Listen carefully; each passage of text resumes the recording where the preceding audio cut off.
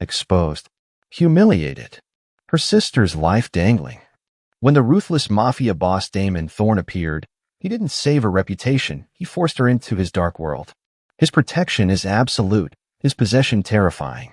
But his past just came knocking. The scent of turpentine and forgotten dreams clung to Alara Vance like a second skin, a perfume of poverty and defiant hope. Dust motes danced in the solitary shaft of weak morning light that pierced the grimy window of Vance Restoration, illuminating the slow, agonizing decay of her father's legacy. It was a ballet of desperation, performed daily in a studio where masterpieces came to die, and Alara, at 26, was their reluctant yet fiercely devoted undertaker. Her hands, nimble and precise, moved over the chipped porcelain of a chipped Ming vase, her touch a whisper of reverence. These hands, calloused and stained with pigment, were her only weapon against the encroaching darkness. They were also perpetually cold, numb from the relentless chill that permeated the ancient building, a chill that mirrored the dread coiling in her gut. The foreclosure notice, a stark white rectangle of malice, sat on a cluttered workbench, partially obscured by a cascade of ancient blueprints and a half-eaten sandwich. 9 days. 9 days until the bank's greedy maw swallowed the last tangible piece of her father. Not just a building, but a sanctuary of art, a temple of memory. She traced the faded signature on an old photograph, her father, beaming, his arm draped around a younger, healthier Lily, both standing proudly beside a newly restored fresco. A pang, sharp and visceral, twisted in her chest. How could she let this vanish? How could she betray the ghost of his passion, the very air he breathed into this space? The weight of it was suffocating. Beyond the peeling paint and the constant, mournful groan of the city's distant rumble lay the even heavier burden of Lily. Her sister's name was a prayer, a constant, aching rhythm beneath Alara's every breath. Lily, whose vibrant spirit was slowly being dimmed by a rare autoimmune disease. Lily, whose medical bills piled higher than the precarious stacks of art journals in the corner, a relentless, crushing avalanche of numbers Alara couldn't outrun.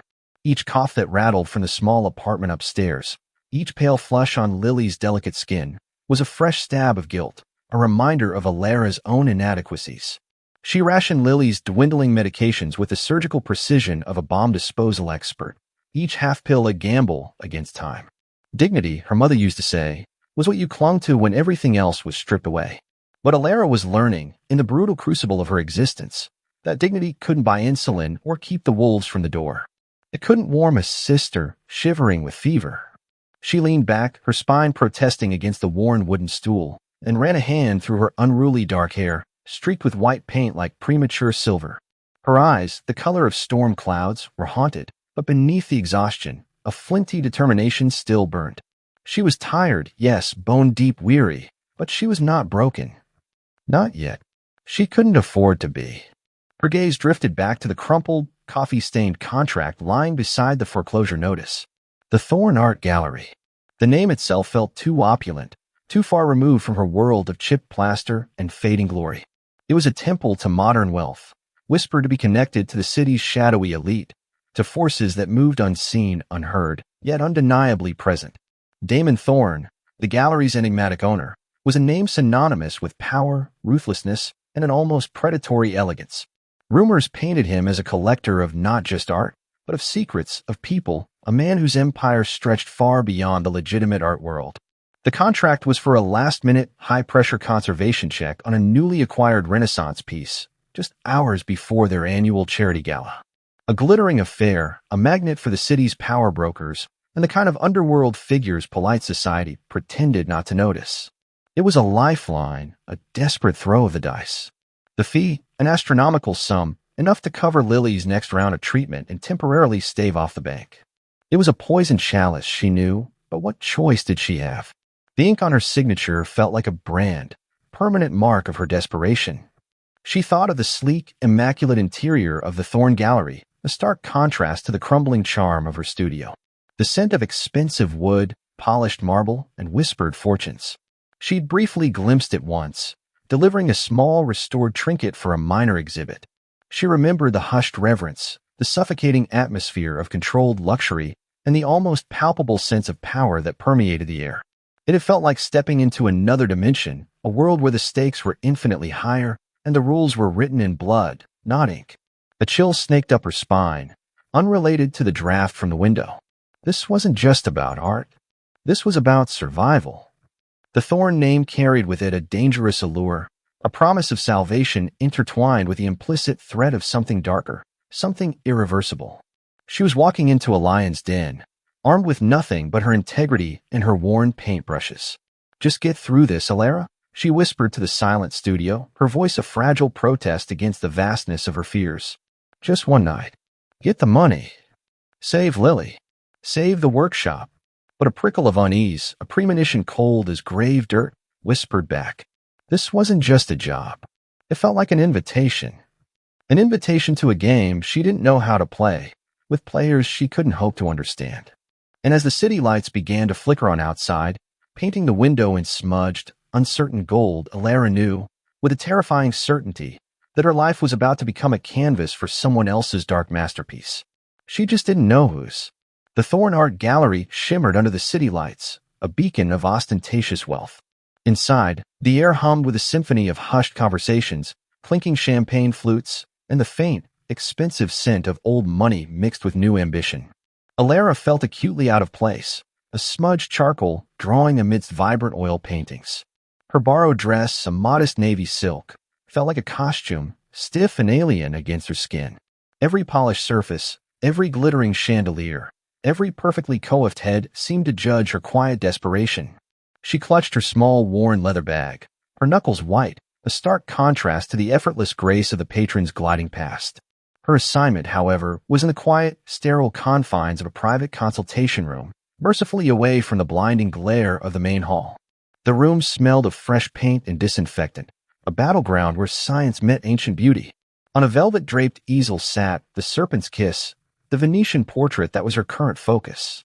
It was a haunting piece, a woman with eyes that held centuries of secrets, a delicate serpent bracelet coiled around her wrist, its emerald eyes glinting. Alara had always been drawn to the stories hidden within art, the whispers caught in the brushstrokes. Tonight, she was about to discover a far more dangerous narrative. She donned her white gloves, her movements precise and practiced, silencing the nervous tremor in her fingers. This was her element, her last bastion of control. With a magnification loupe pressed to her eye, she began her meticulous examination. The painting's surface, a tapestry of cracks and restorations, revealed its age with honest grace. But then a flicker. A minute discrepancy in the varnish, too deliberate, too recent. Her brow furrowed. No mention of this in the provenance report. Slowly, carefully, she probed the edge of the frame, her heart starting a frantic, almost imperceptible drum against her ribs. Her fingers, usually so gentle, now felt clumsy with adrenaline. She detected a barely visible seam, a faint line that shouldn't be there. False back? Her mind raced, discarding and rebuilding theories. Why conceal something so cleverly? Her breath hitched. This was more than a clumsy repair. This was intentional. With a delicate, almost surgical movement, she worked a tiny tool into the seam. It gave way with a soft, ominous click. Behind the original canvas, revealed in the dim glow of her penlight, was a hollow compartment. Her eyes widened, a gasp catching in her throat. Nestled within, on a bed of faded silk, lay two objects, a small, intricately carved wooden charm, a serpent entwined around a rose, and a micro SD card, so tiny it could be swallowed and vanish without a trace. The serpent's emerald eyes, carved into the charm, seemed to stare back at her, cold and knowing. A wave of ice washed over her. This wasn't art. This was a secret. Dangerous secret. Her mind screamed for her to walk away, to pretend she hadn't seen it, hadn't found it. But Lily's face, pale and fragile, flashed before her eyes. The foreclosure notice. The desperation that had driven her here. This discovery, whatever it was, felt like a precipice, a point of no return. What was on that card? Who carved the charm? And why hide it in plain sight, in a masterpiece destined for public display? A cold fear seeped into her bones, not just for herself, but for what this implied about the very foundation of the prestigious gallery. Before she could even consider her next move, a sudden, brutal crash from the hallway outside shattered the room's fragile peace. The heavy oak door burst open with a resounding thwack against the wall. Alara flinched, dropping the charm and card back into the compartment, scrambling to close it. A hulking shadow filled the doorway. He was a brute of a man, wide-shouldered, with eyes as dead as a winter lake and a scar that bisected his left eyebrow. Julian Thorne's enforcer. She recognized him for hushed whispers, the name associated with broken bones and darker deals. He didn't speak, didn't need to. His presence was a declaration of hostile intent. His gaze, quick and piercing, landed on the partially exposed compartment, then on Alara's trembling hands. "You," he growled, his voice a low, gravelly rasp. "You're not the courier." "Where is it?" He started to advance, his heavy boots thudding ominously on the polished floor. Panic seized Alara, cold and sharp. She was alone. Utterly, terribly alone. Her heart hammered against her ribs, a frantic hummingbird trapped in a cage. Her breath caught, thin and reedy. She wanted to scream, but no sound escaped. Her eyes darted around the room, searching for an escape, a weapon, anything. There was nothing. Just her, the painting, and the looming threat. She pressed her back against the easel, trying to shield the truth with her body, a futile, pathetic gesture. The enforcer smirked, a cruel twist of his lips. He was enjoying this. He reached for her, his large hand a menacing claw. Alara squeezed her eyes shut, bracing for the inevitable. The metallic tang of fear filled her mouth. This was it. The end of her desperate struggle. The end of Lily's hope. Then a voice. A low, silken baritone that seemed to slice through the very air, chilling yet utterly commanding. "Lose something." Alara's eyes snapped open. Framed in the now gaping doorway stood Damon Thorne. Not the Damon Thorne she'd seen in society magazines, all charm and distant smiles. This was a different man. His bespoke suit, the color of midnight, seemed to swallow the light, making him appear like a creature born of shadows. His steel-gray eyes, usually hidden behind an almost bored attachment, were now sharp, unreadable, like polished daggers. Rain glistened on his dark hair, as if he had just stepped in from a storm he himself commanded. He didn't raise his voice, didn't make a theatrical entrance. His power was inherent, a palpable force that instantly shifted the oxygen in the room. The enforcer, a mountain of muscle moments before, seemed to shrink, a flicker of genuine fear crossing his brutish face. Damon took a single deliberate step into the room, and another man, a silent, imposing giant, materialized behind him, moving with the liquid grace of a predator. Damon didn't look at the enforcer. His gaze was fixed, unyielding, on Alara. For a fleeting second, their eyes met, and in that instant, Alara felt a strange, terrifying jolt. A spark of recognition, a primal awareness of something vast and dangerous. "Take care of it, Victor," Damon murmured, his voice as smooth as aged whiskey, yet colder than glacier ice. He didn't even glance at his bodyguard. Victor moved. It wasn't a fight. It was an execution. A blur of motion, a guttural grunt from the enforcer, a sickening thud as his body crumpled to the floor. It was brutal, efficient, over in a heartbeat. Alara gasped, her hands flying to her mouth, her eyes wide with horrified awe. No words, no wasted movements, just raw, undisputed power. This was a man who didn't negotiate. He simply was. Damon stepped over the unconscious form of Julian's enforcer, as if he were merely a discarded rug. He didn't spare a glance at the evidence of violence, his immaculate shoes untouched by the grim tableau. His gaze, heavy and possessive, returned to Alara. She felt it, the invisible threads of his attention wrapping around her, binding her. She was trembling now, not just from fear, but from the sheer, overwhelming intensity of his presence. He didn't ask for the charm. He didn't inquire about the micro SD card. He didn't need to. His eyes, those fathomless gray depths, simply demanded her complete and utter submission.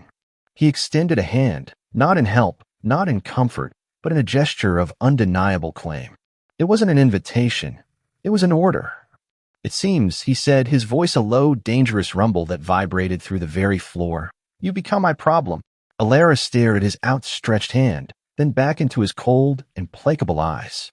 Her heart was a frantic drum, her mind a whirlwind of terror and a terrifying, unwelcome intrigue. Her life, moments ago a slow, agonizing struggle, had just collided with a force of nature. And she knew, with chilling clarity, that this man, this dangerous, powerful stranger, was not offering salvation. He was offering a cage, gilded or not, and she had no choice but to step inside. The black car, silent as a predator in the urban night, glided away from the Thorn Gallery, leaving behind the glittering facade of the gala. Alara sat stiffly in the plush leather seat, the scent of opulence and something faintly metallic, the lingering echo of violence, clinging to the air.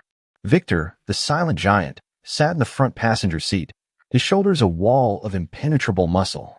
Damon Thorn, meanwhile, occupied the seat beside her, a presence so intense it felt physical.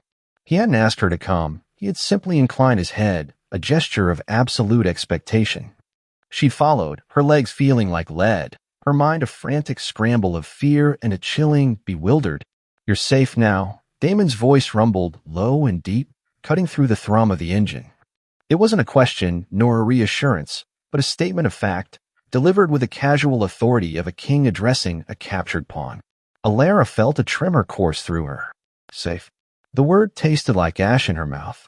She was his. Not safe, but owned. The car ascended, silently climbing the city's towering hierarchy until it paused before a monolithic glass tower. The penthouse, when they finally reached it, was a breathtaking expanse of marble, steel, and floor-to-ceiling glass that offered a dizzying, glittering panorama of Manhattan. It was immaculate, minimalist, and utterly devoid of personal warmth. Art, stark and abstract, adorned the walls, each piece screaming wealth rather than passion. The air, filtered and cooled, held a faint, unsettling aroma of something expensive and sterile. "This is your temporary residence," Damon stated, gesturing vaguely around the vast living space. He moved with a languid grace that belied a coiled power, his gaze sweeping over her, assessing. "For your protection."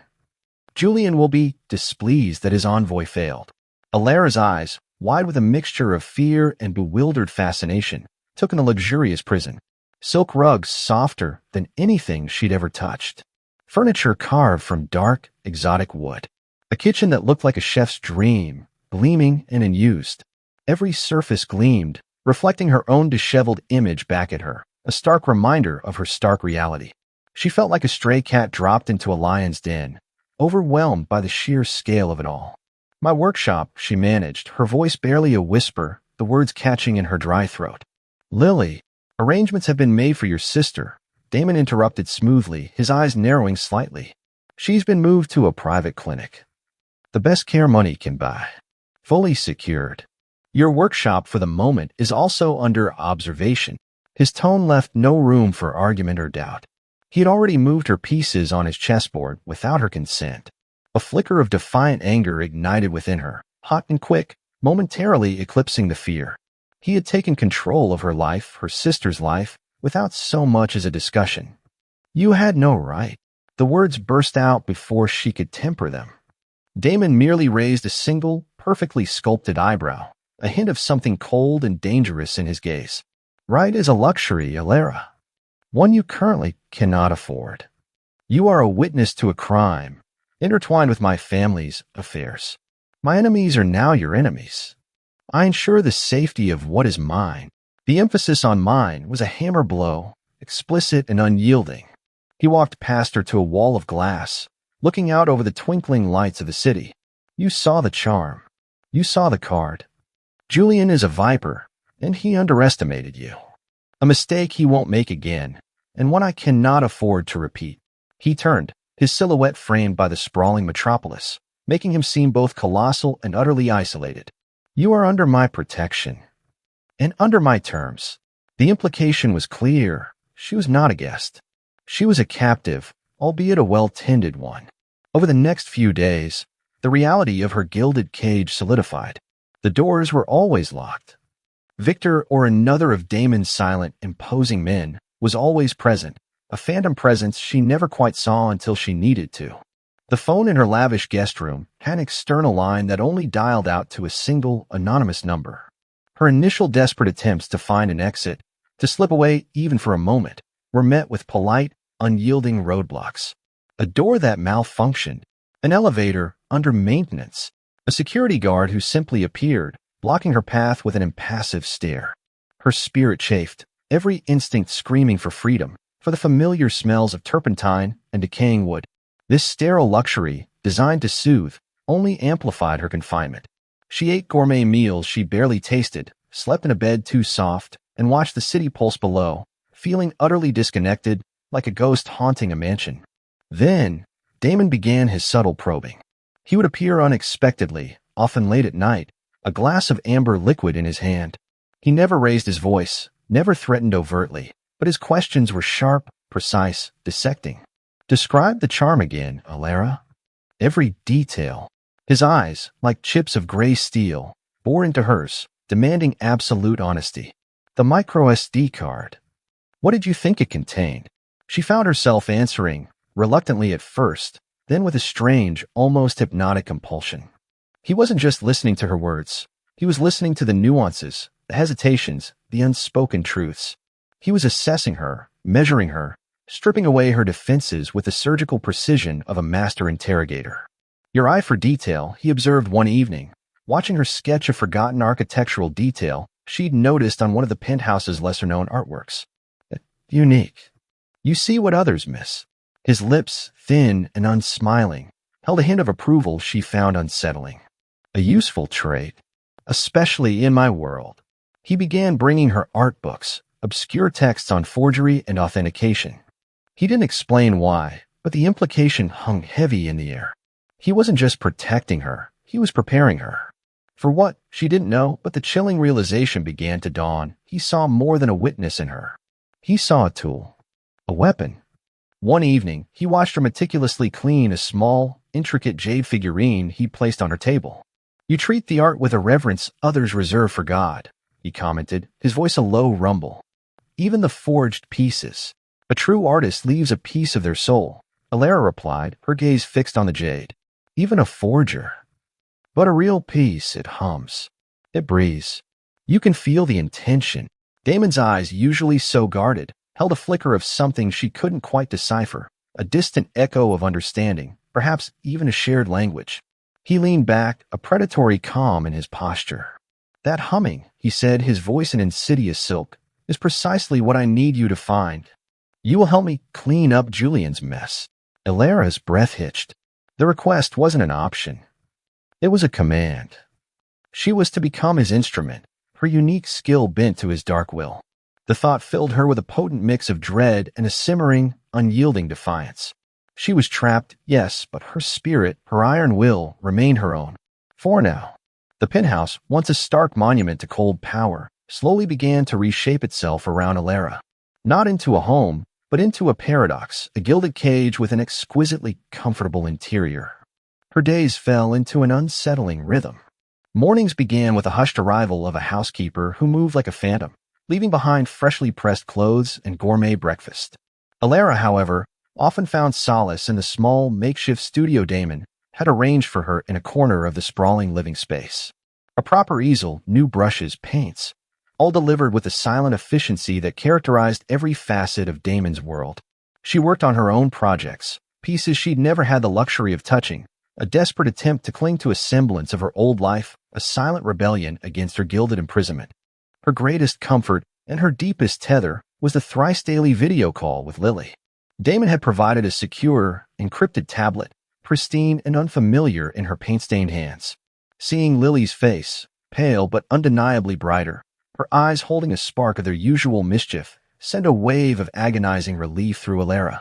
The private clinic Damon had placed Lily in was clearly the best. The doctors were attentive, the nurses kind, the equipment state-of-the-art. He had kept his word regarding her sister's care. This truth was a heavy, complicated weight in Alara's heart. He was her captor, yet also her sister's savior. The dichotomy churned within her, constant low thrum of conflicting emotions.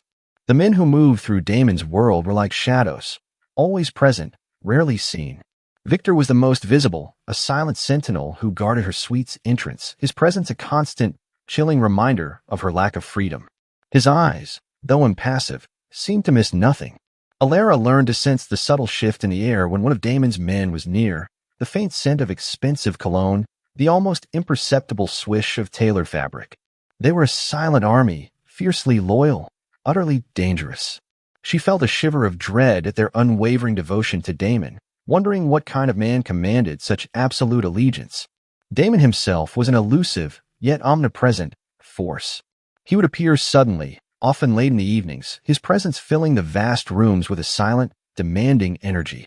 He never lingered, his visits brief and pointed. Sometimes he would observe her working, a glass of dark liquor glinting in his hand, his gaze intense, dissecting. The sheer weight of his scrutiny made her hands tremble on her brush. Other times, he would simply ask a question, seemingly innocuous, but always edged with a deeper meaning. "What do you see in the old masters, Alara?" he'd asked one night, his voice a low rumble that vibrated through the quiet room. He stood by the massive window, the city lights reflecting in his steel-gray eyes, making them seem colder, sharper. "Beyond the technique, the soul, as you call it." Alara, startled by his unexpected appearance, paused her work. "They lived," she replied, her voice a little too soft, a little too shaky. "They bled. They loved. They sinned. And they left it all on the canvas. It's a confession, Mr. Thorne. A truth spoken without words." He had simply nodded, a slow, deliberate movement that somehow conveyed profound understanding. "Truth," he echoed, the word tasting bitter on his tongue. A rare commodity. The quiet that followed was pregnant with unspoken thoughts, a strange, almost intimate silence that both unnerved and fascinated her. She found herself watching him, trying to decipher the unreadable lines of his face, the subtle shifts in his posture. He was a man made of secrets, and she, a connoisseur of hidden depths, felt an undeniable pull to uncover them. There were other, smaller acts of care that slowly began to chip away at her initial fear and resentment. A specific brand of tea, her favorite, magically appeared in the pantry after she mentioned it once in passing. A collection of rare art history books, impossible to find in her old neighborhood, was placed discreetly on a side table in her studio. He never spoke of these things, never sought thanks. It was simply done. This detached meticulousness, this silent provision, created an uneasy comfort, a sense of being utterly cared for, even as she remained fundamentally unfree. It was the careful tending of a valuable possession, she reminded herself, not affection. But still, the cold edge of her fear began to soften, replaced by a nascent, dangerous curiosity. She started to notice the subtle signs of his own burdens, the faint lines of perpetual exhaustion around his eyes when he thought no one was watching, the way his jaw would clench almost imperceptibly when he received a call on his secure phone, the constant vigilance in his posture, even when he seemed relaxed. He was a man constantly at war, a king burdened by his crown. The power he wielded was immense, but it came with an invisible, suffocating weight. She began to understand that his world wasn't merely about luxury and control. It was about constant threat, about navigating a labyrinth of betrayal and ruthless ambition. He was a hunter, yes, but also a target. This growing awareness, this reluctant empathy, was a dangerous thing. It blurred the lines between captor and protector, between fear and something far more complex. She felt the subtle stirrings of a different kind of tension whenever he was near, a crackle in the air, a quickening of her pulse that had nothing to do with fear. His scent, a sophisticated blend of cedar and something sharp, almost metallic, had begun to infiltrate her senses, becoming strangely familiar, even comforting. His voice, that low, dangerous rumble, no longer purely terrifying, now held a strange resonance, a gravitational pull. One evening, as she worked late on a landscape, trying to capture the elusive light of a remembered sunset, Damon stood at the edge of her makeshift studio. He had been unusually quiet, simply observing. "Your technique has changed," he commented, his voice softer than usual. "There's more freedom." Alara looked up, her heart giving an unexpected lurch. "Freedom is a luxury I'm trying to afford," she replied, a faint, defiant tremor in her voice. He stepped closer, his shadow falling over her canvas. His gaze, usually so impenetrable, held a flicker of something she couldn't name, a fleeting moment of recognition, perhaps even a shared loneliness. "You will learn," he said, his voice dropping to a near whisper, "that freedom in my world is often found in surrender." He reached out, his long, elegant fingers brushing lightly against a stray lock of hair that had fallen across her cheek. The touch was fleeting, barely there, yet it sent a jolt of pure, unexpected electricity through her. Her breath caught. His eyes, so close now, were no longer just steel. They held a depth she hadn't dared to explore, a silent question she was terrified to answer. And in that charged silence, a new kind of danger began to bloom, one far more insidious than any physical threat. A danger she found herself, unsettlingly drawn to. The fragile, uneasy comfort Alara had begun to find in the penthouse was shattered with the brutal force of a hammer striking glass. It started subtly, like a chill creeping in under a door. The first sign was a series of anonymous messages on her personal, unencrypted phone, the one she kept hidden in her makeshift studio drawer, a desperate link to the life she desperately clung to. They were short, unsettling phrases, always about her father's workshop. Such a shame to let art decay. Some legacies are better forgotten. They were vague, yet laced with an undeniable malice that made her stomach clench. She tried to dismiss them, to attribute them to random bullies or internet trolls. But then came the call from a distraught Lily, her voice trembling, dissolving Alara's composure. Alara, they won't give me my medication today. They said there was a clerical error, a funding issue. The words hit Alara like physical blows. Lily's life hinged on those medications. The world spun. Damon had promised. Had he lied? Had he withdrawn his protection, testing her, punishing her for some imagined defiance? A cold, sickening dread wrapped around her heart. Panic, sharp and visceral, clawed at her throat. This was her responsibility, not Damon's. She had to fix this. She spent hours, frantic and trembling, on the encrypted tablet Damon had given her, trying to contact the clinic's administration. Her calls were redirected, her pleas met with polite, unyielding bureaucratic jargon. We apologize, Ms. Vance. There seems to be an unforeseen delay. We'll inform you when we have an update. Each refusal was a fresh cut, tearing at her resolve, confirming her utter helplessness. The weight of her past failures, the mounting debt, the precariousness of Lily's health, it all pressed down on her, suffocating. She paced the polished floors of the penthouse, the pristine luxury now mocking her frantic despair. She remembered the feeling of turpentine on her hands, the familiar comfort of wood grain. The workshop. She needed to go there, to touch something real, something that connected her to her father, to herself. She approached Victor, who stood as always, like a statue at the entrance to her suite.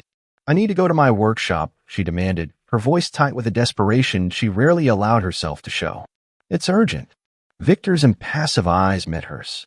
Mr. Thorne has given no such instruction, Ms. Vance. Your safety is paramount. His tone was even, devoid of emotion, yet the message was clear. No. She was confined. A prisoner, however gilded. Frustration surged, hot and blinding. She was helpless. Utterly, miserably helpless. The next morning, the anonymous messages escalated. A blurred photo of her workshop, the front door ajar, a glimpse of disarray inside. Some people don't respect boundaries. We do. A cold knot of fear tightened in her gut. They had been inside. Her sanctuary, her father's legacy, violated. The rage she felt was a raw, primal scream trapped in her chest.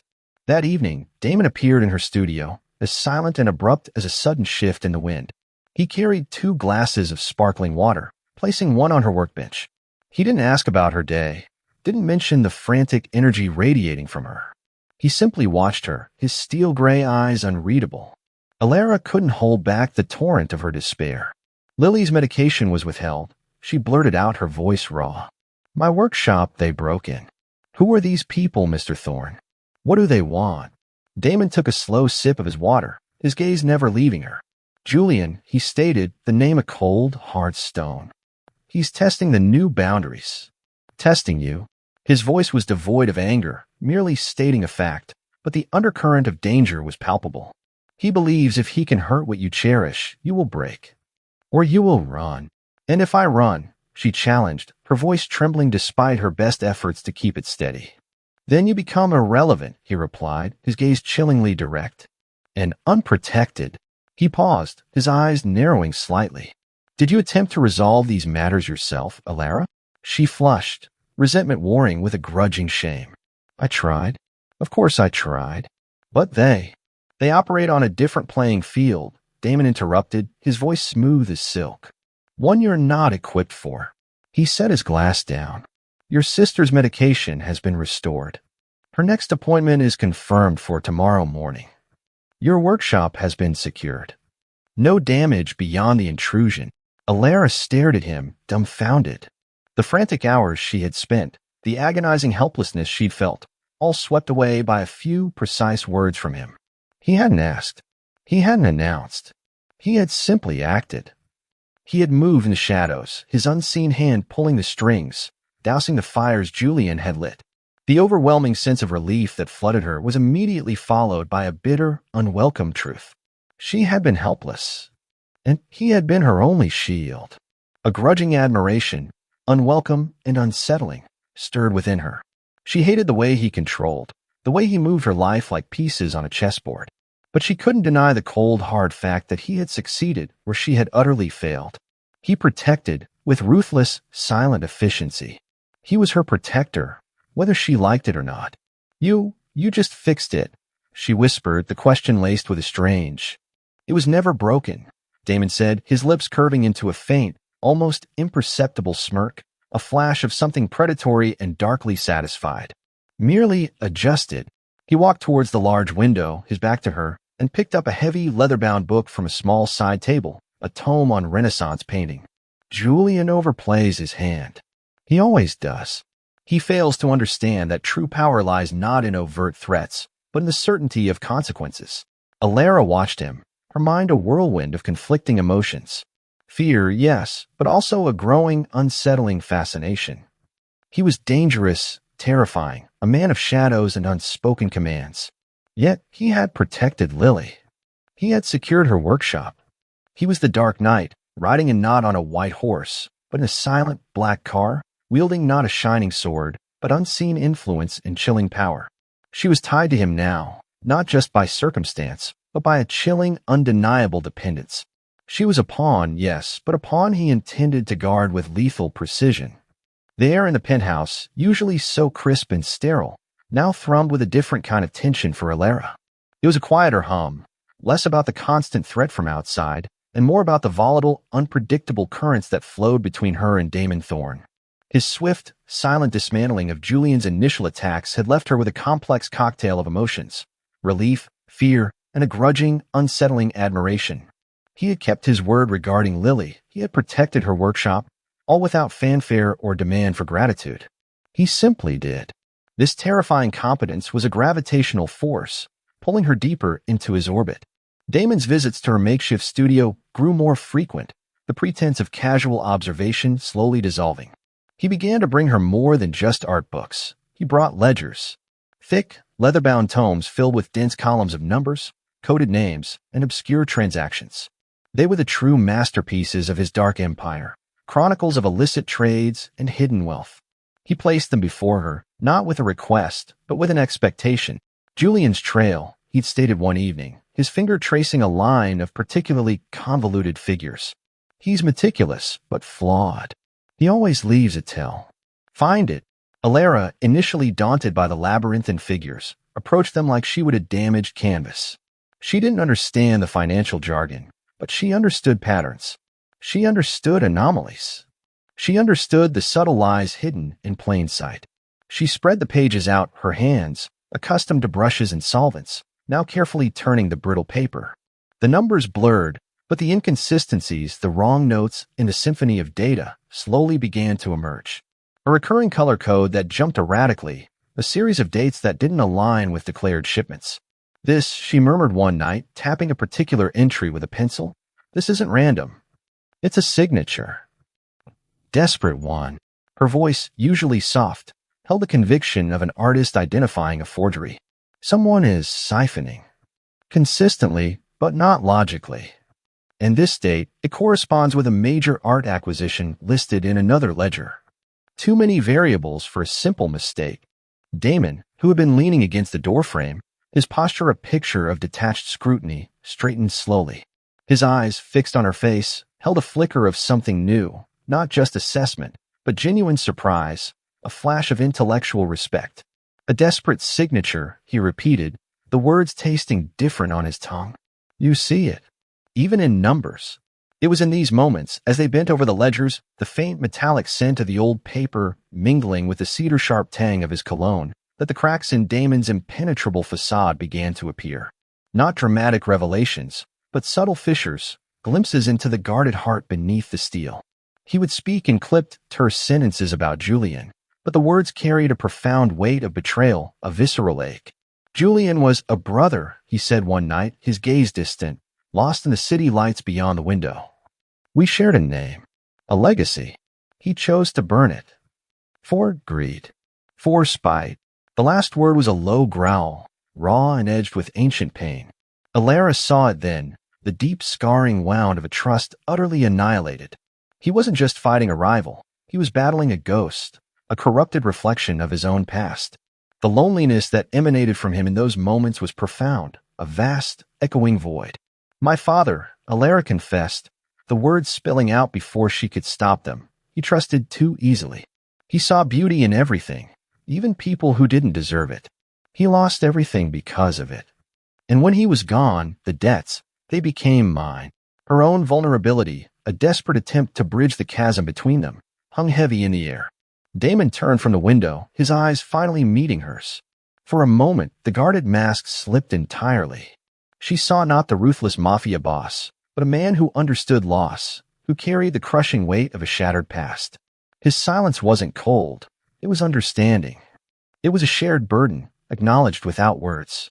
In that fragile, fleeting moment, a thread of connection, thin as a spider's silk, began to weave between them. It was a dangerous, exhilarating intimacy, forged in shared pain and unspoken empathy. He started to share more, not about his criminal empire, but about the genesis of his ruthlessness. "You learn quickly in my world, Alara," he explained one evening, tracing the rim of a crystal glass. "That kindness is a currency for the weak. That trust is a weapon to be used against you. I learned from a harsh teacher." The unspoken implication hung heavy, a teacher named Julian. Alara's heart ached for the boy Damon Thorne must have been, the boy before the betrayal, before the world forced him to become this formidable, unyielding man. She began to see the meticulously constructed walls around him, not as inherent cruelty, but as a desperate act of self-preservation. This burgeoning empathy ignited a spark of affection, a desire to reach past the defenses, to find the man buried beneath the layers of power and pain. He, in turn, seemed to seek her out more frequently, not just for the ledgers, but for her observations, her unfiltered perspective. He brought her genuine artifacts, exquisite pieces that sang with authenticity. He listened, truly listened, as she spoke of their history, their restoration, the narratives woven into their very fabric. She was no longer just a problem. She was becoming an intellectual equal, a confidant, someone who saw beyond the surface, into the soul of things, a skill he desperately valued. One afternoon, Damon watched her painstakingly clean a delicate tapestry, her brow furrowed in concentration. The soft light from the window illuminated the dust motes around her, creating an almost ethereal glow. He stepped closer, his presence a silent weight. "You are not like them," he said, his voice a low, gravelly confession. Alara looked up, her heart leaping. "Who?" "Anyone," he replied, his gaze intense, possessive, lingering on her face. "You see the truth. You don't flinch from it." He reached out, his hand hovering, almost touching the small, silver locket she always wore, a gift from her father. "You are authentic." The word, coming from him, a man steeped in deception, resonated deeply. She felt a flush rise to her cheeks, a shiver running down her spine. The air between them crackled, thick with unspoken desires and nascent possibilities. In that moment, a fragile, dangerous trust was born, a silent vow exchanged in the hushed elegance of his penthouse. She was not just a tool. She was a unique, indispensable piece of his fractured world. The air inside the exclusive viewing salon of the Metropole Museum was thick with the scent of aged paper, expensive perfume, and the simmering tension of elite anticipation.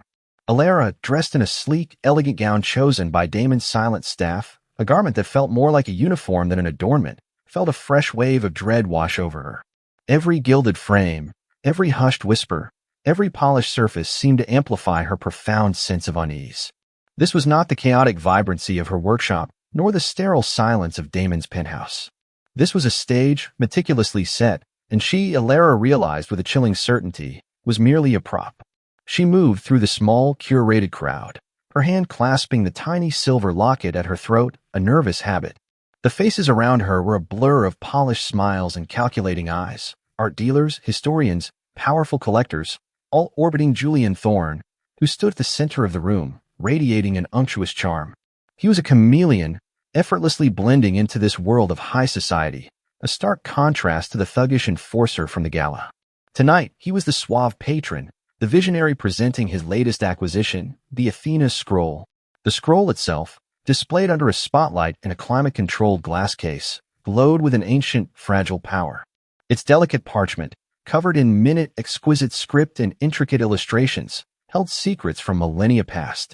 Alara had spent weeks painstakingly authenticating it months ago, before her life had imploded, before Damon Thorne had claimed her. She remembered the thrill of proving its genuineness, the quiet pride in her father's craft reflected in her own work. Now, it felt like a silent accusation. Julian spotted her. His smile, though wide and seemingly affable, didn't quite reach his eyes. They glinted with a predatory amusement that sent a cold shiver down Alara's spine. He detached himself from a circle of admirers, moving towards her with the smooth, unhurried grace of a serpent. "Alara, my dear," he purred, extending a hand she instinctively hesitated to take. His grip was surprisingly strong, almost possessive, sending a jolt of alarm through her. "So glad you could join us." Damon spoke so highly of your unique talents. The subtle emphasis on unique felt like a veiled threat, a reminder of the secrets she now carried. "Mr. Thorne," Alara managed, her voice a little too tight. Her eyes darted around, searching for Damon.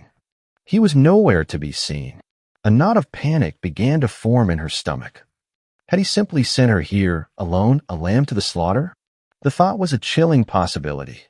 Julian leaned in conspiratorially, his voice dropping to a low, insidious whisper that bypassed the general hum of conversation. "Such a beautiful scroll. And you, Alara, you were quite instrumental in its initial authentication, weren't you? A testament to your keen eye and perhaps your desperation." His breath, minty and cold, brushed her ear. "A pity about your sister, Lily. Such a fragile thing, her health. One wonders what might happen if her treatments were suddenly interrupted again." Permanently, the words struck Alara like a physical blow. Her blood ran cold. Lily. He was targeting Lily. The room began to spin.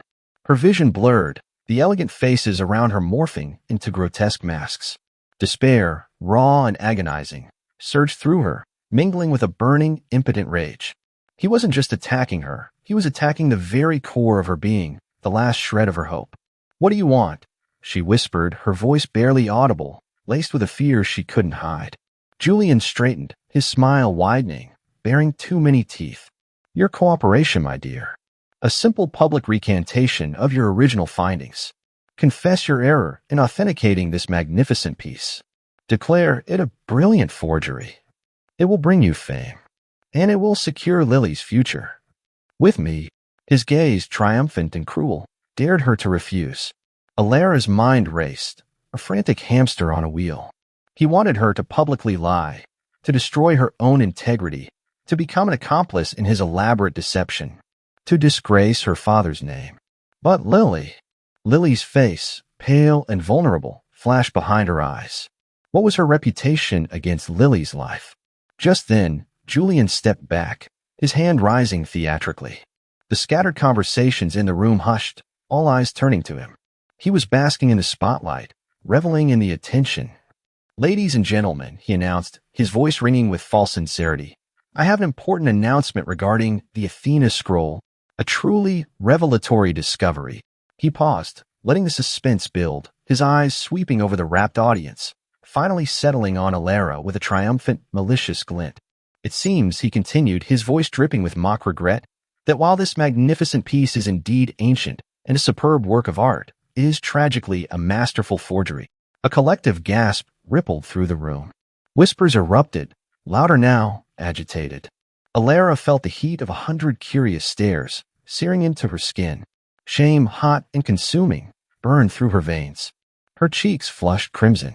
She could feel every muscle in her body tensing, wanting to flee, to vanish into thin air. Julian, relishing her torment, produced a document from his inner jacket pocket, a seemingly official paper with a meticulous forgery of her signature at the bottom. "And here, my friends, is the original expert assessment by Ms. Alara Vance, dated months ago, where she unequivocally declared this scroll to be authentic. A grave error, it seems. Perhaps a deliberate one, under duress, by those who would seek to profit from deception."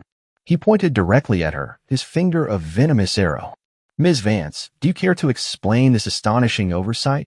The accusation hung heavy in the air, a bell tolling for her reputation, her integrity, everything she believed in. The whispers turned into murmurs of condemnation.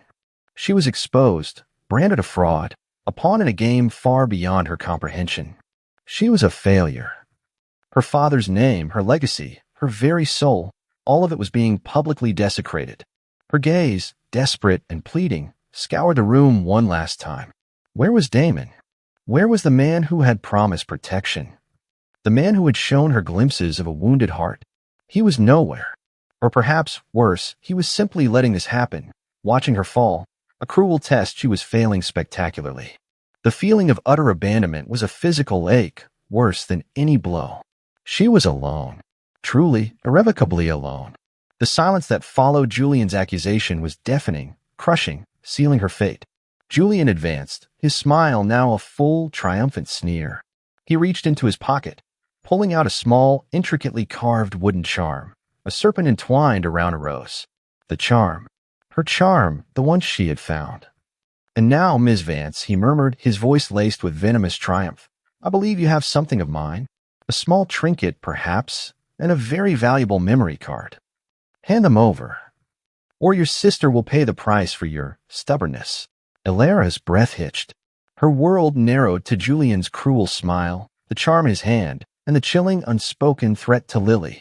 Despair, absolute and crushing, enveloped her. There was no escape, no protector. Only the vast, echoing abyss of her shame and her utter, complete helplessness. Julian Thorne's hand, predatory and triumphant, reached for Elara. His words, a venomous promise to harm Lily, echoed in the sudden, horrifying silence of the salon. Elara felt the blood drain from her face, leaving her cold and clammy. Despair, absolute and crushing, had settled deep within her bones, paralyzing her. She was a lamb caught in a wolf's jaws, utterly exposed, utterly alone. The elegant faces surrounding them blurred, morphing into a sea of judgmental stares, sealing her fate. This was it. The end of everything. Then a ripple. Not a sound, not a dramatic entrance, but a subtle seismic shift in the air that preceded Damon Thorne. He hadn't walked through the main door. He hadn't strode in with an entourage. One moment, the space behind Julian was empty. The next, Damon simply was. His presence was a gravitas, a silent, undeniable weight that seemed to suck the oxygen from the room. He stood like a monument carved from shadow and steel, his immaculate suit a stark contrast to the chaos he was about to unleash. Julian, still reaching for Elara, froze. His hand, suspended in midair, trembled almost imperceptibly. The smug, victorious sneer on his face faltered, replaced by a flicker of disbelief, then a sickening dread.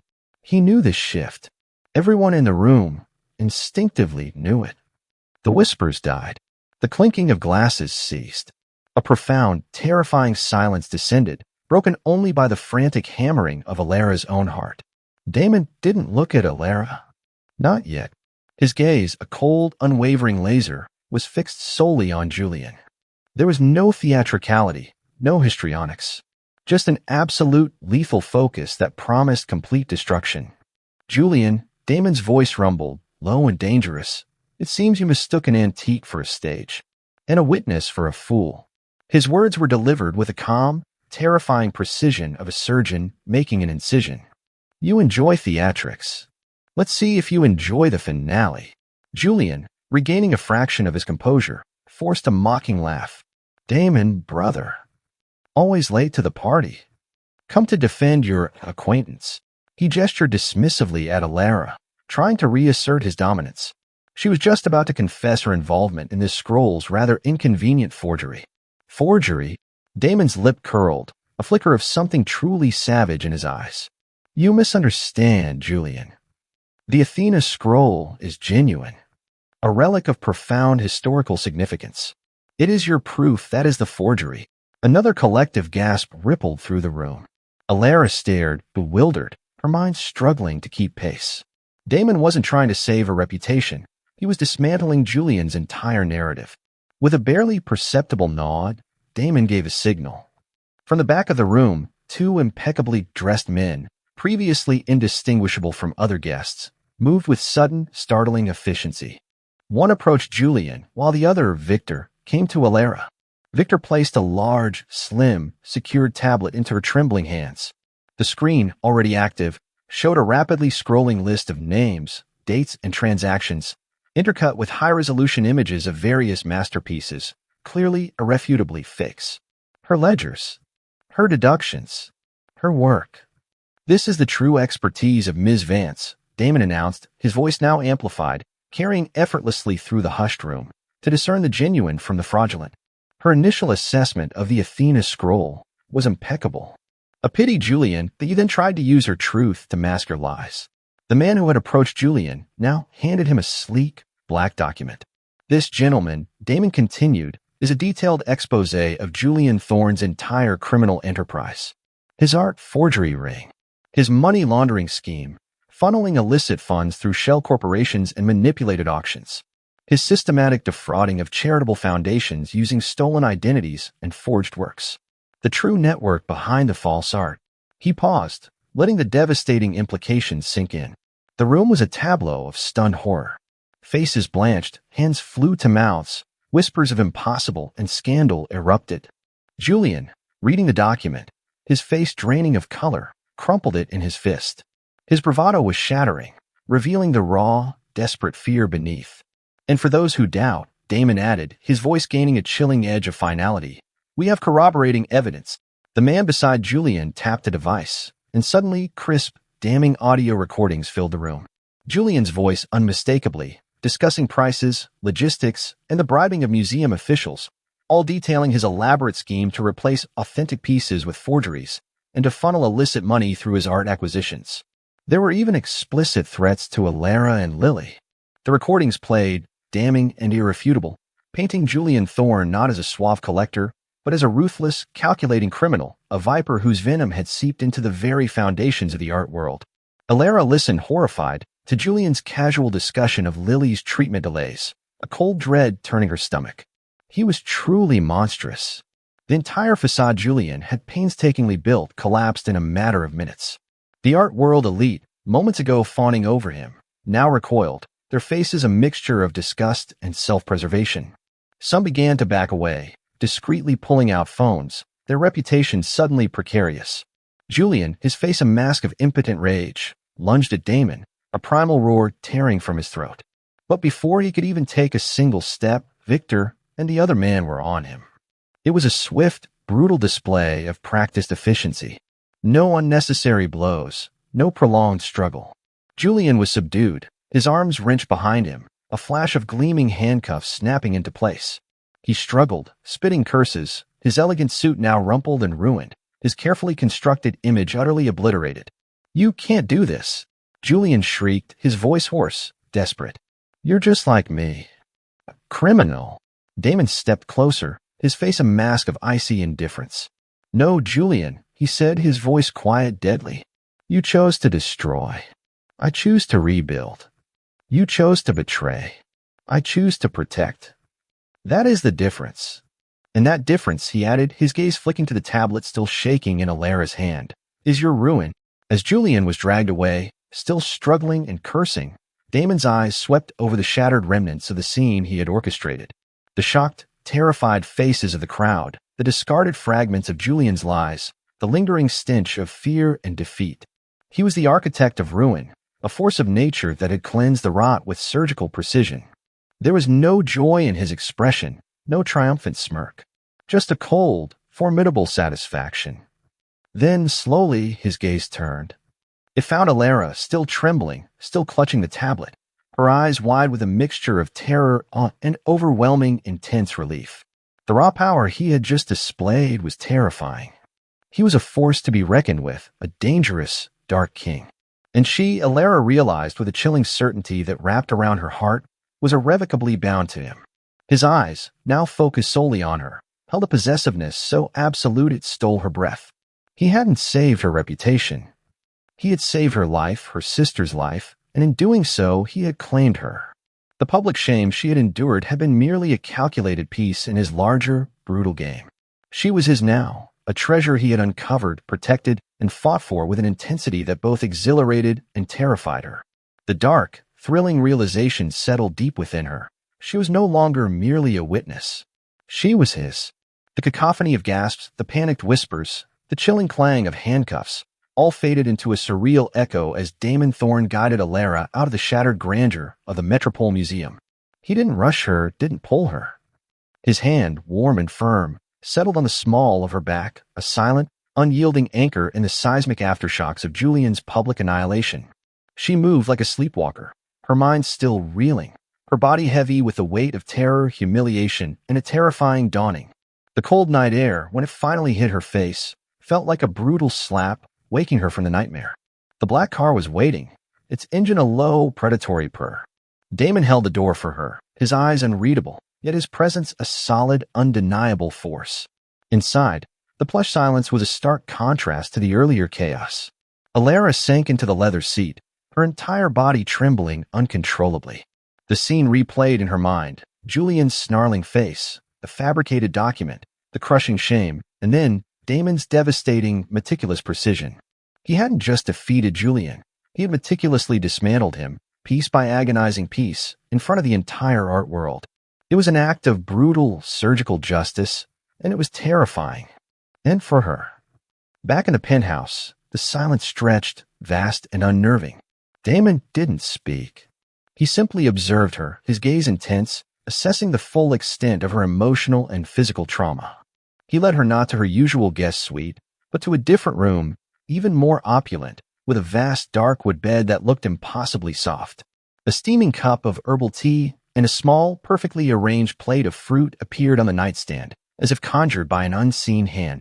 "Drink this," he commanded, his voice low, without warmth, yet with an undeniable undertone of care. It was the blunt, almost rough affection of a man enused to tenderness, but utterly resolute in his intent. He didn't coddle, he prescribed. Alara's hand still shook as she took the cup, the warmth of the ceramic a small comfort against her icy skin. The tea tasted faintly of chamomile and something earthy, calming the frantic flutter in her chest. She watched him, wary, exhausted. The adrenaline was draining, leaving her hollow, vulnerable. Damon pulled a heavy, velvet-backed armchair closer to the bed, not sitting, but leaning against it, his arms crossed over his chest. His posture was formidable, unyielding. "Julian Thorne has been processed," he stated, his voice a flat declaration. "His network is being systematically dismantled. The stolen funds will be recovered. The forgeries will be identified and removed from circulation. Your name, Alara, has been publicly cleared. A full statement from my gallery's legal team has already been disseminated, detailing Julian's deception and your unwavering integrity." Relief, potent and intoxicating, washed over her, so profound it almost brought tears to her eyes. Her integrity, her father's name, cleared. He had done it. He had not just saved her, he had restored her, albeit through a crucible of fire and public humiliation. "Lily's clinic has been reinforced," Damon continued, his eyes unwavering. "Her medical team is fully apprised of the situation. She is safe. More than safe. She is under my direct, unyielding protection." The words were a powerful balm, a promise etched in stone. He had provided for her sister. He had saved her legacy. He had obliterated the threat. He had given her everything. But the cost. Alara whispered, the question barely audible. "What do you want from me now?" Damon's gaze intensified, a possessive fire burning in their gray depths. He pushed off the armchair slowly, deliberately, and walked to the foot of the bed. He was immense, a towering presence that filled the room, dominating her senses. The air crackled with his unspoken demand. "You belong to my world now, Alara," he stated, his voice a low, gravelly vow, utterly devoid of negotiation. "You have seen its darkness. You have felt its treachery. And you have survived. You are an inconvenient compass, a truth-teller in a world of lies. You see what others miss. You hear the hum. I have use for that." His words were not a proposal. They were a declaration of ownership. He was claiming her irrevocably. Her heart hammered, a frantic drum against her ribs. Part of her screamed in protest, fought against the absolute control. But another deeper, more primal part of her found a strange, terrifying security in his unyielding demand. He was a predator, yes, but he was her predator, and he would guard his own with lethal devotion. "I will provide for you," Damon continued, his voice softer now, yet still edged with unshakable authority. "A new studio state-of-the-art. Every resource you could ever dream of to pursue your art. Lily will have the best care for as long as she needs it. Your father's legacy will be protected, not just in memory, but in fact. You will want for nothing. But you will be mine, Alara. My partner. My confidant. My Akiet talk. The last word was uttered in Vietnamese, a possessive whisper that thrilled and terrified her, a declaration of absolute artistic and personal claim. Alara stared at him breathlessly. His care was rough, demanding, but it was absolute. His protection came at the cost of her freedom, but it was ironclad. She had tasted true helplessness, true terror. She had seen the abyss. And he, this dangerous, dark man, had pulled her back from its edge. He offered her security, purpose, and the safety of her sister, all wrapped in the binding chains of his possessive love. Her gaze drifted to the locket at her throat, the only piece of her old life she still truly owned. She looked at Damon, at his formidable, unwavering presence, his eyes holding a promise of unwavering, if dark, devotion. She was no longer just a Lara Vance struggling restorer. She was a Lara Vance, claimed by the Mafia Boss. And in the terrifying depths of his possessiveness, she saw a strange, unsettling kind of belonging. A powerful, dangerous security she hadn't known she craved. The choice, she realized, wasn't really a choice at all. It was an acceptance, an embrace of a terrifying, yet exhilarating destiny. I accept, she said, her voice a little shaky, but firm. On one condition. Damon's eyes narrowed, a flicker of something almost akin to surprise. Name it. No more tests. Alara met his gaze, her own burning with a newfound defiant strength. No more games. No more hidden agendas. The truth, Mr. Thorne. Always the truth. Before it hurts. A long, silent beat stretched between them, thick with tension. Damon's jaw tightened, then slowly, almost imperceptibly, relaxed. A faint, almost predatory smile touched his lips, a flash of approval that sent a shiver down her spine. Done, he rumbled, the single word a binding vow. He had found his truth-teller. He had claimed his own. The new studio was a breathtaking testament to Damon Thorne's relentless, demanding generosity. It occupied the entire upper floor of the penthouse, a vast, sun-drenched expanse of polished concrete and soaring glass walls that offered an unparalleled vista of the city Alara had once navigated with desperate, downcast eyes. Her old workshop, with its chipped paint and perpetual chill, now felt like a distant, faded memory. Here, every surface gleamed. Custom-built easels, a comprehensive array of the finest art supplies, climate-controlled storage for canvases and delicate artifacts, even a state-of-the-art conservation lab. It was every artist's impossible dream, brought to life with the silent, efficient snap of Damon's fingers. Alara moved through the space, her hands tracing the smooth lines of a new workbench, the scent of fresh paint and expensive, with a clean, exhilarating perfume in her nostrils. Lily's improved health was the most profound change. Her sister, vibrant and laughing, had even visited the studio once, her eyes wide with childlike wonder at the endless possibilities. The constant dread that had once been Alara's shadow had receded, replaced by a deep, unwavering sense of security. Damon had delivered on every promise. He had built her an empire, a sanctuary, a life where her art could flourish unchecked by the brutal realities of survival. But it was still his world, and she was irrevocably, deliciously, terrifyingly his. Damon's possessiveness hadn't lessened. It had simply deepened, matured into a profound, undeniable affection that permeated every corner of her existence. He no longer needed to explicitly command. His expectations were clear in the quiet hum of the penthouse, in the way his eyes always found her when he entered a room, in the subtle shift of the air around them. He would appear in the studio unannounced, often late in the evenings, a glass of amber liquid in hand, his tailored suit a dark slash against the city lights. He rarely spoke of art, or even of the intricate workings of his world. Instead, he would watch her, his gaze intense, possessive, yet now laced with an undeniable warmth that sent a shiver down her spine, a thrill that had nothing to do with fear. He observed the way her brow furrowed in concentration, the subtle dance of her hands over a canvas, the flash of passion in her eyes as she brought a faded piece back to life.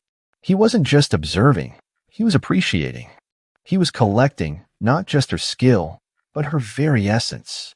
You find the truth in the shadows, Alara, he murmured one evening, standing behind her as she meticulously restored a faded 17th-century landscape.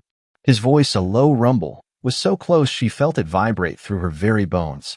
His fingers, cool and firm, brushed a stray strand of hair from her cheek, a touch both possessive and tender.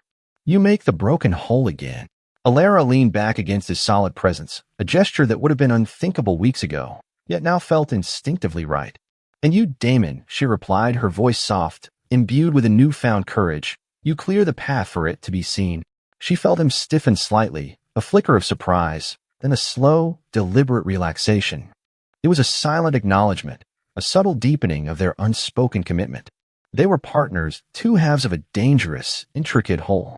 She had learned to navigate his world, not as a victim, but as a valued player. Her unique eye, her ability to discern authenticity from subtle fraud, had become indispensable to him. She helped him identify other forged pieces that Julian had infiltrated into various collections, meticulously tracing the subtle tells that even the experts missed. She worked on new ledgers, seeing the patterns where others saw only chaos. She was no longer just his problem. She was his masterpiece, a living testament to his vision, his strength, and his unique form of love. It was a dark love, a possessive love, but it was real.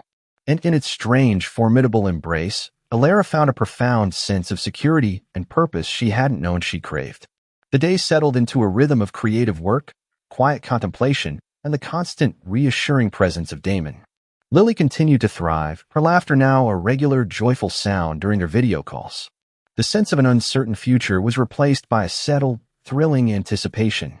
One crisp autumn morning, as Alara sat at her workbench, sketching designs for a new project, a low, resonant ding-dong echoed through the penthouse. It was the doorbell, an anomaly in Damon's meticulously controlled fortress. An unexpected visitor. Damon, who had been reading a financial report by the floor-to-ceiling window, went utterly still. The air in the vast studio suddenly crackled with a renewed tension, sharp and immediate. His body, usually so relaxed in her presence, became a coiled spring. Alara felt a prickle of unease, a cold awareness that the fragile peace they had cultivated was about to be tested. He didn't move towards the door immediately. Instead, he walked to a discreet monitor embedded in the wall. His eyes narrowed, assessing the image that flickered to life on its screen. Alara watched his profile, the subtle clenching of his jaw, the hard line of his mouth. Her heart began a slow, heavy thrum. "It's my past," he said, his voice a low, gravelly admission, more quiet than she had ever heard it. He finally turned to her, his steel-gray eyes unreadable, yet filled with a grim determination. "Which chapter?" Alara asked, rising slowly from her chair, her own gaze unwavering as she met his. She walked towards him, a silent promise of solidarity in her every step. Damon's lips twisted into a faint, almost bitter smile. "The one," he replied, his gaze returning to the monitor, where a man in a rumpled suit and a badge stood patiently, a burner phone held casually in his hand. "That taught me the difference between owning a house and having a home." He pressed a button, and the heavy, fortified door to the penthouse hissed open with a soft, mechanical sigh. The man at the door removed his hat, his eyes scanning the opulent foyer, then lingering for a long, assessing moment on Damon, and then strikingly on Alara beside him. His gaze then shifted past them, to the glass wall of the studio, where a faint reflection of Alara's new, glorious workstation hinted at the life within. "Mr. Cavani," the detective said, his voice calm, yet carrying the weight of official authority. "We need to talk about a message someone sent me last night. With your number on it." He held up the burner phone, its cracked screen displaying 3 stark, chilling words. "Debt paid. For now." The air in the penthouse solidified, thick and cold. Alara's hand instinctively found Damon's, her fingers lacing through his, a silent, fierce connection. The promise of security, of an unbroken future, shimmered, beautiful and terrifying, on the edge of a new, unforeseen storm. The game, she realized, had simply moved to a new board. And they, the Mafia Boss and his masterpiece, were about to make their next move. Sometimes, the greatest masterpieces aren't found on a canvas, but forged in the crucible of our own trials. Alara's journey reminds us that even when shattered by debt and betrayal, our intrinsic worth, our unwavering truth, can illuminate the darkest corners. She found a fierce, unexpected love in the most dangerous of protectors, proving that a guarded heart can offer the safest sanctuary. Your past pains don't define your future. You, too, are worthy of a love that sees your cracks and still calls you beautiful. If this story resonated, finding a piece of yourself within Alara's strength or Damon's powerful devotion, please like this video. Subscribe to our channel to join a community that believes in finding light even in the shadows. and tell us in the comments, what truth will you choose to illuminate today?